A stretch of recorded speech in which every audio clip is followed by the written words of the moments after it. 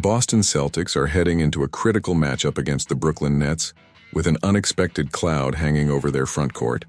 And at a moment in the season when stability has become one of their most valuable assets, uncertainty has suddenly taken center stage.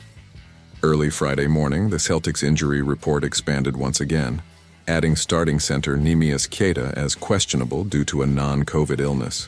On the surface, that designation may not seem catastrophic, but within the context of Boston's roster construction, recent performances, and looming schedule, it represents a potentially significant complication that could reshape how this game unfolds and possibly influence short-term rotation decisions moving forward. This season has been defined by resilience for the Celtics. They have navigated injuries, lineup changes, and shifting expectations while remaining competitive at the top of the Eastern Conference. However, the one area that has consistently drawn scrutiny is the front court depth. Entering the season, questions surrounded whether Boston had enough size, rim protection, and interior presence to withstand physical opponents over the long grind of an NBA calendar. Those concerns eased considerably as Neemias Queta emerged, not just as a rotation piece but as a dependable starter who brought energy, rim protection, and rebounding on a nightly basis. Queta's rise has been one of the most surprising and impactful developments of Boston's season. Once viewed as a developmental big and largely considered a depth option, he has transformed into a legitimate anchor in the paint. Through 41 starts, he has averaged double-digit scoring, strong rebounding numbers, and consistent shot blocking, all while embracing a role that demands physicality, discipline, and effort possession after possession. His ability to protect the rim without fouling excessively and to control the glass has stabilized a Celtics defense that often relies on perimeter pressure and switching schemes. The concern surrounding his potential absence is not rooted solely in statistics, but in what he provides structurally. Queta sets hard screens, opens lanes for ball handlers, and occupies defenders in ways that allow Boston's shooters to operate with space. Defensively, he gives the Celtics a true paint presence, something that becomes especially valuable against teams that attack the rim relentlessly or rely on second-chance opportunities. Against a Nets team that thrives on spacing, cutting, and attacking mismatches, having a reliable interior defender can be the difference between controlling the tempo and constantly scrambling to recover.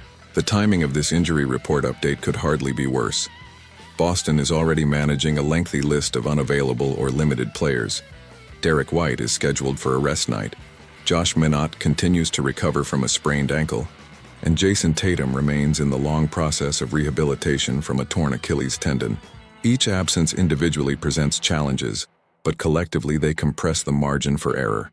When a team is forced to rely on fewer options, especially in the front court, every rotation decision becomes magnified.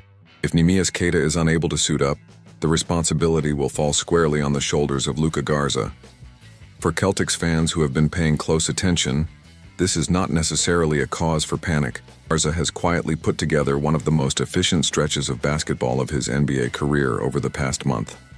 Since re-entering the rotation in late December, he has been a steady offensive contributor, shooting at an elite percentage from both the field and beyond the arc. His ability to stretch the floor as a center has added a different dimension to Boston's offense, forcing opposing bigs to defend away from the basket. Garza's offensive skill set is undeniable. He is a polished scorer with soft touch, strong footwork, and a willingness to do the dirty work around the rim. His screening has been particularly valuable, creating clean looks for Boston's guards and wings, while generating mismatches that the Celtics are adept at exploiting. On the offensive glass, he consistently battles for extra possessions, a trait that has helped Boston maintain efficiency even when shots are not falling. However, relying on Garza for extended minutes brings its own set of concerns. Chief among them is foul trouble. Garza's lack of elite lateral quickness can put him at a disadvantage defensively, especially against quicker opponents who attack downhill. This has occasionally resulted in early fouls that force coaching staff to adjust rotations sooner than planned. In a tightly contested game against the Nets, that margin could become razor thin. Garza is forced to the bench due to fouls. Boston's options become limited very quickly. That scenario opens the door for players like Xavier Tillman Sr.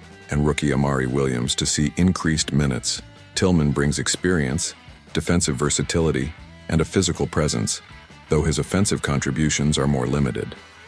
Williams, meanwhile, remains largely untested at the NBA level, but his size and energy could provide short bursts of relief if called upon. The question is not whether these players can contribute in small doses, but whether they can be trusted in high-leverage moments if the game tightens late. The Nets present a unique challenge. They are a team that thrives on ball movement, pace, and exploiting defensive lapses. Without a stable center rotation, Boston could find itself vulnerable to dribble penetration and interior scoring. That is where Queta's potential absence looms large. His shot-blocking presence alone alters the calculus for opposing guards, forcing them to think twice before attacking the rim. Remove that deterrent, and the defensive burden shifts outward, increasing the strain on perimeter defenders. What makes this situation particularly intriguing is how it reflects the broader narrative of Boston's season. The Celtics have consistently found ways to adapt. Players have stepped into larger roles and delivered when called upon. Himself is a prime example of that adaptability. His evolution from a fringe rotation player to a legitimate starting center speaks volumes about both his work ethic and the coaching staff's ability to develop talent. In many ways, this moment serves as a test of that same philosophy. Can the Celtics once again adjust on the fly and maintain their standard of play, despite roster disruptions? There is also an emotional component to consider.